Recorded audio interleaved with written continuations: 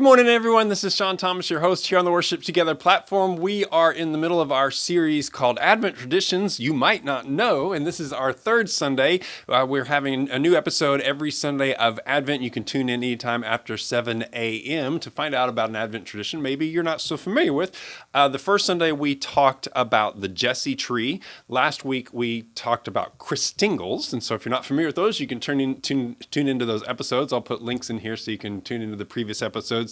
Today, we're talking about the Advent wreath. Now, that may seem like something that you're a little bit more familiar with because most churches during the season of Advent will have the Advent wreath at the front of the church or near the Christmas tree or as part of their decorations in some way. And they can vary on how they look. There's usually 4 candles around the wreath and a center candle that's the Christ candle. Usually the Christ candle is white. I've seen 4 purple candles around the outside. I've also seen 3 purple candles with a pink candle as you get closer.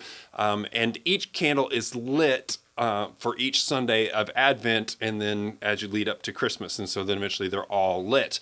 But what I thought was, and I've even seen wreaths made of different things. So sometimes it's not just the traditional wreath. I've seen a crown of thorns used. I've also seen palms used for Palm Sunday. And then the crown of thorns obviously reminding us of Christ's sacrifice combined with the candles. So it's interesting how different church traditions and create these wreaths.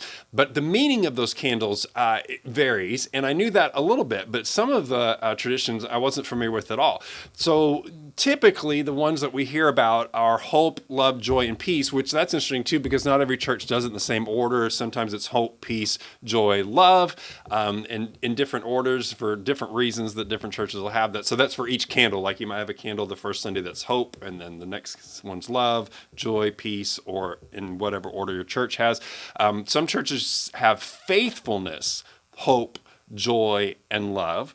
And then there's one that's for faith, prepare, joy, and love. And here's the ones I really hadn't heard of this, but it's kind of cool. So the prophet's candle is the first one, and that's symbolizing hope. The Bethlehem candle, which symbolizes faith.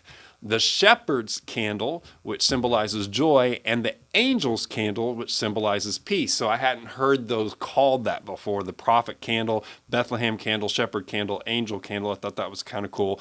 And then one more version. I think this is neat. And I'd be interested to know in the comments too. Let me know if your church has an even different tradition for each of the 4 candles. But this last one, prophets, angels, shepherd, and magi. For the 4th candle. So I just think that's kind of interesting that the Advent wreath, especially if you're going to a church that you've grown up in, or at least a denomination that you've grown up in, you've probably had the same tradition every year. So it's kind of neat to see how the different churches and different traditions of what that Advent candles mean and symbolize to them.